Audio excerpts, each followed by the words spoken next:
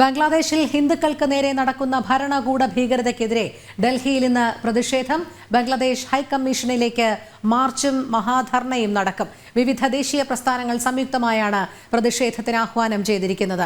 ഗൗതം അനന്തനാരായണൻ ചേരുന്നു. ഗൗതം, ബംഗ്ലാദേശിലെ ഹിന്ദു വേട്ടയ്ക്കെതിരെ വലിയ രീതിയിലുള്ള പ്രതിഷേധമാണ് അരങ്ങേറുന്നത്. ബംഗ്ലാദേശ് ഹൈക്കമ്മീഷനിലേക്ക് മാർച്ചും മഹാധർണയുമാണ് ഇപ്പോൾ നടക്കുന്നത്. പ്രതിഷേധം ഏതു രീതിയിലാണ് പുരോഗമിക്കുന്നത്?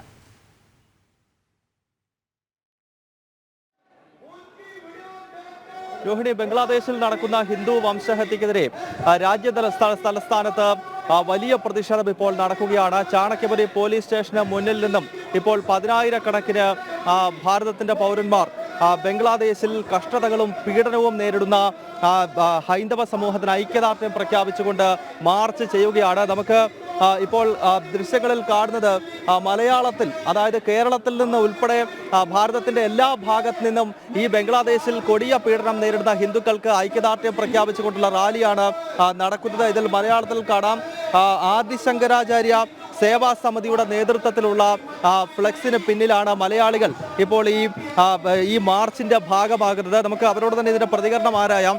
ബംഗ്ലാദേശിൽ നടക്കുന്ന ഈ ഭരണകൂട ഭീകരത എങ്ങനെയാണ് മലയാളി സമൂഹം എന്ന നിലയിൽ നോക്കിക്കാണുന്നത്? തീർച്ചയായിട്ടും നമ്മൾ കേരളത്തിലെ ഹിന്ദുക്കൾ ഒരു ന്യൂനപക്ഷമായി മാറിക്കൊണ്ടിരിക്കുന്ന ഒരവസ്ഥയാണ് നമ്മൾ കാണുന്നത്. കഴിഞ്ഞ കുറേ ദിവസങ്ങളായിട്ട് ബംഗ്ലാദേശിൽ അവിടുത്തെ ന്യൂനപക്ഷങ്ങളായ ഹിന്ദുക്കൾക്കും മറ്റ് ന്യൂനപക്ഷ മതങ്ങൾക്കും എതിരെയായിട്ട് അവർ നടത്തുന്ന ആക്രമണങ്ങൾ അത് കൃത്യമായിട്ട് നിശ്ചയിച്ച് ഉറപ്പിച്ച പോലെയുള്ള രീതിയിലാണ് കാര്യങ്ങൾ പോകുന്നത്. ഹിന്ദു ക്ഷേത്രങ്ങൾ നശിപ്പിക്കുന്നു, ഹിന്ദുക്കളെ ബലമായിട്ട് അവരുടെ വീടുകളിൽ നിന്ന് ഇറക്കി വിടുന്നു, ആ സ്വത്തുക്കൾ കൈക്കലാക്കുന്നു. ഹിന്ദു സന്യാസിമാരെയും ഹിന്ദു സംഘടനാ പ്രവർത്തകരെയും അകാരണമായിട്ട് അറസ്റ്റ് ചെയ്ത് അവരെ കസ്റ്റഡിയിൽ പാർപ്പിക്കുന്നു. ഇതൊക്കെ ശരിക്കും പൂർണ്ണമായിട്ടും ആവശ്യമാണെങ്കിൽ കേന്ദ്ര ഗവൺമെൻറ് അത് ശക്തമായിട്ടുള്ള രീതിയിൽ ഇടപെടണം. ഇന്ന് ഭാരതത്തിലാണെങ്കിൽ ഭാരതത്തിലെ ന്യൂനപക്ഷങ്ങളുടെ അവകാശങ്ങളെക്കുറിച്ച് വാദപരമായി സംസാരിക്കുന്ന ആരും ബംഗ്ലാദേശിൽ നടക്കുന്ന ഹിന്ദു ന്യൂനപക്ഷങ്ങളുടെ അക്ഷരാർത്ഥത്തിലുള്ള വേട്ടയാടലിനെതിരെ ഒരക്ഷരം പോലും സംസാരിക്കുന്നില്ല. UN അവരെ ഭാരതത്തിൽ മാത്രം എന്ത് നടന്നു കഴിഞ്ഞാൽ ന്യൂനപക്ഷങ്ങൾക്കെതിരായിട്ട് എന്ത് നടന്നാലും അവരെ സംബന്ധിച്ചിടത്തോളം അത് ഇഷ്യൂ ആണ്.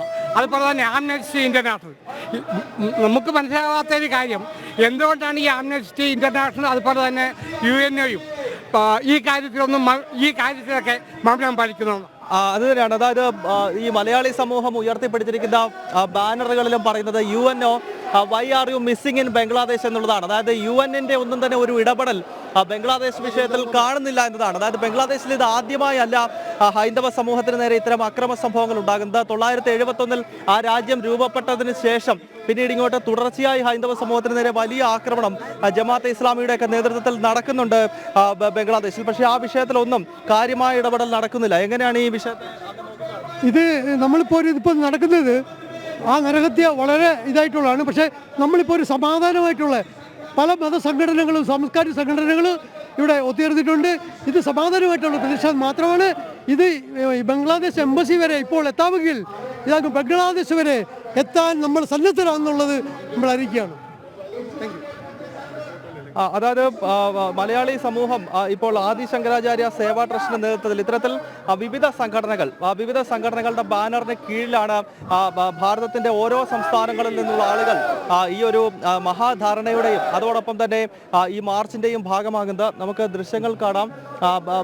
10,000-കണക്കിന് ആളുകൾ ഇപ്പോൾ ഈ ചാണക്യപുരി പോലീസ് സ്റ്റേഷന് മുന്നിൽ നിന്നും ഇപ്പോൾ ഇവിടേക്ക് ഈ ബംഗ്ലാദേശ് ഹൈക്കമ്മീഷന് മുന്നിലേക്ക് മാർച്ച് നടത്തുകയാണ്. പക്ഷേ ഹൈക്കമ്മീഷന് ഏതാനും കിലോമീറ്ററുകൾ ഇപ്പുറത്ത് വെച്ച് ബാരിക്കേഡുകൾ ഉപയോഗിച്ച് പോലീസ് ഈ മാർച്ച് തടയുന്നുണ്ട്. കാരണം അതിവൈകാരികമായ പ്രകടനങ്ങൾ ഉണ്ടാകാനുള്ള സാധ്യത നമുക്ക് തള്ളിക്കളയാനാവില്ല. ബംഗ്ലാദേശിൽ നടന്നുകൊണ്ടിരിക്കുന്ന ഈ സംഭവത്തിൽ വ്യാപകമായ അമർഷം ഭാരതത്തിലെ പൊതുസമൂഹത്തിനിടയിൽ രൂപപ്പെടുന്നുണ്ട്. അതിനാൽ ബാരിക്കേഡ് വെച്ച് തടഞ്ഞില്ലെങ്കിൽ ഒരുപക്ഷെ ഹൈക്കമ്മീഷനിലകത്തേക്കൊക്കെ ആളുകൾ തള്ളിക്കയറാനുള്ള സാധ്യത തള്ളിക്കളയാനാവില്ല. ഈ പശ്ചാത്തലത്തിലാണ് ഇത്തരത്തിൽ പോലീസ് ബാരിക്കേഡുകൾ ഉപയോഗിച്ച് തള്ളുന്നത്. ഇപ്പോൾ നമുക്കൊപ്പം കൂടുതൽ ഈ പ്രതിഷേധത്തിന്റെ ഭാഗമാകുന്നു. ദ്വാരക अब कैसे how you seen the atrocities happening in Bangladesh? Actually, this is very brutal to see in such an era when we are progressing and we are getting globally connected. In such an era, the Hindus are being targeted, which is they are such. Hindus are known to be the कहते हैं वसुदेव कुटुंबकम वाले भावना वाले सबको साथ लेके चलने वाला हिंदू है और उसके साथ ये सब चीज़ें अगर हो रही हैं तो बहुत दुखद है, दर्दनाक है, जिसने कभी किसी के साथ कभी अटैक नहीं किया हिंदू ने कभी। A large number of ISKCON temples were attacked. ISKCON temples were attacked in Bangladesh. They are known for spreading Hindu culture across the world. ISKCON is known not only for this. This is known for humanity. They are working, distributing food to the underprivileged and every needy person, and doing every kind of good activities for the humanity. And those people have been targeted. This is pathetic. मतलब they don't even understand कि जो आपकी मदद कर रहा है, जो हमेशा आपके लिए खड़ा हुआ है. When Bangladesh was formed, ISKCON was the one जिन्होंने हमेशा कहीं पे भी कोई प्रॉब्लम होती है, कोई भी ट्रेजेडी होती है, कोई भी आपदा आती है, ISKCON हमेशा खड़ा होता है उसके लिए. And they are targeting them, जिन्होंने उनको शरण दी है, जिन्होंने उनके लिए हमेशा हेल्प करी है. तो ये this is sad high. Oh, what's your appeal to the central government of India? Central government को मैं यही कहूँगी कि हमने सेंट्रल गवर्नमेंट को बहुत ताकत दी है, वापस उनको हमने इलेक्ट किया है, उनको अपने देश में लाया है. एंड हम यही एक्सपेक्ट करते हैं, ये अपेक्षा करते हैं कि this is high time Modi ji अब हिंदुओं के बारे में सुध लो, क्योंकि एकमात्र हिंदुस्तान ही एक ऐसा देश है जहाँ पर हिंदू खुशहाली से रह सकता है.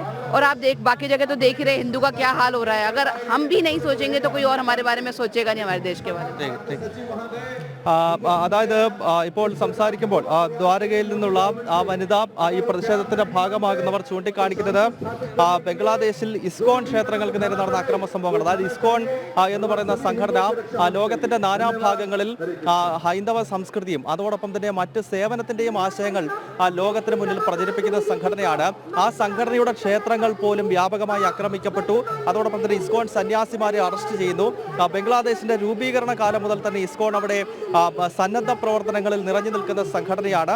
അത് കേവലം ഏതെങ്കിലും ഒരു മതവിഭാഗത്തിന്റെ മാത്രമിടയിൽ സേവന പ്രവർത്തനങ്ങൾ നടത്തുകയല്ല, മറിച്ച് ബംഗ്ലാദേശിൽ മുഴുവൻ സാധാരണക്കാർക്കിടയിലും ശരി ഗൗതം, ബംഗ്ലാദേശിലെ ഹിന്ദു വേട്ടയ്ക്കെതിരെ ഡൽഹിയിൽ വലിയ രീതിയിലുള്ള പ്രതിഷേധമാണ് അരങ്ങേറുന്നത്.